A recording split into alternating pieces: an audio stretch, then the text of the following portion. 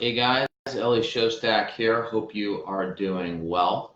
I wanted to talk to you about a business term which relates to another business term I talked about and how that helps us understand why people sometimes don't get out of unhealthy relationships and actually get into healthy relationships.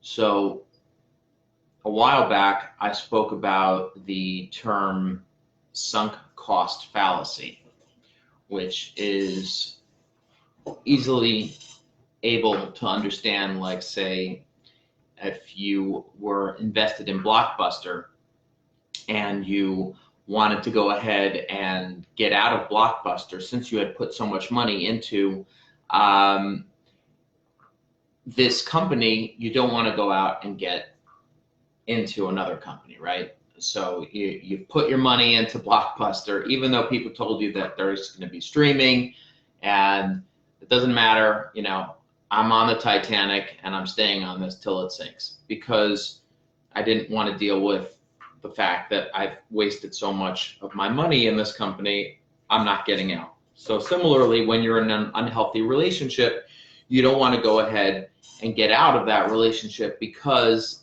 I've put so much time into it, and therefore, since I've put so much time into it, I don't want to go out and start something new. I'm just going to deal with all the amount of energy and resources and emotions that I've invested into it. Okay, so we spoke about that in another training, and maybe I'll link you up to that if I can. But what I wanted to talk about this today is something that's called loss aversion. And they've done studies where if they go to a sales rep and the sales rep is told that you're going to get this Ferrari, okay? Most sales reps won't get Ferraris. We're going to give you this bonus of this incredible car. Okay, let's just call it a Ferrari for now. So here's your Ferrari, okay? And if you sell and meet your quotas of 100 grand a month for the next 12 months, you get to keep your Ferrari. Let's just say that that's what.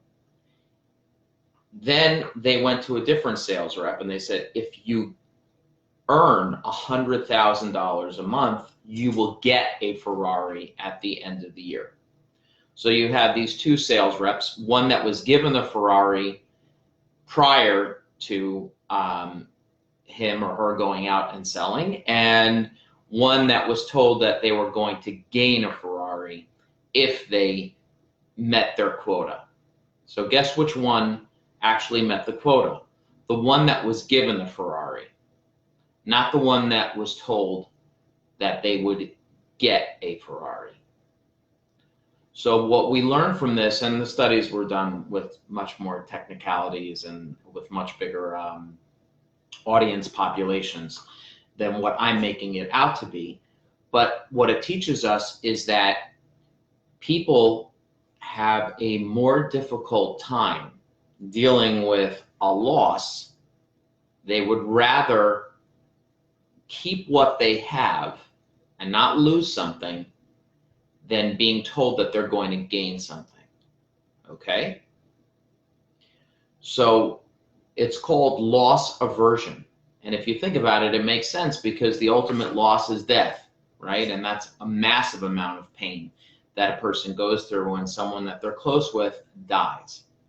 Now, how does this relate to relationships? Well, even if you know in your heart of hearts that this relationship that you're in is not good, you will sometimes still stick with it because you do not want to experience the loss of the relationship. So even though your mind is telling you that, okay, I could gain something else, I could go ahead and no, I would rather avert the pain of losing this unhealthy crap that I'm in, because that pain is going to hurt me so much because again, all loss really relates to that big loss of death. So it's like a mini death. And I don't want to experience that. And if I don't experience that, then I will stay in the same comfort zone that I'm in. I will therefore go ahead and stay in or keep what I have. I will keep what I have to avert the loss. And even if I know that I could gain a better relationship out there for me, my brain is telling me, stay away from pain.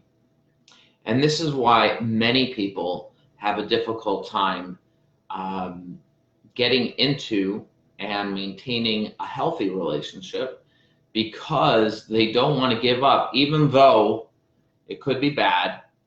It could be a bad relationship. It could, but we don't want to experience that loss. So you might ask me now, okay, great. So then what the hell do I do with this information? Well, this information is to teach you that this is how the mind works. And once you become aware of how the mind works, you can then target the areas of the brain that need to have a shift. And if you have that shift, then it's easier for you to get out of something that's unhealthy and then get into something that is healthy. So I hope that this made sense to you. And if you would like to learn more about this concept, which is something that I discuss in week 3 of Find the Right One coaching program, which has been really successful in helping people who are single for years or people who are divorced or separated get into something healthy, but also keep it, is to understand how the mind works in yourself and ways for you to enhance and almost update your system. Because the old way of dating and the old way of relating to people, it's outdated. Okay, so you need to update your mind. And that's what we do in the Find the Right One coaching program. So if you're interested in a free strategy session with me to see if the program is a right fit for you, I will put the link on underneath this, and hope you have an awesome day. All the best.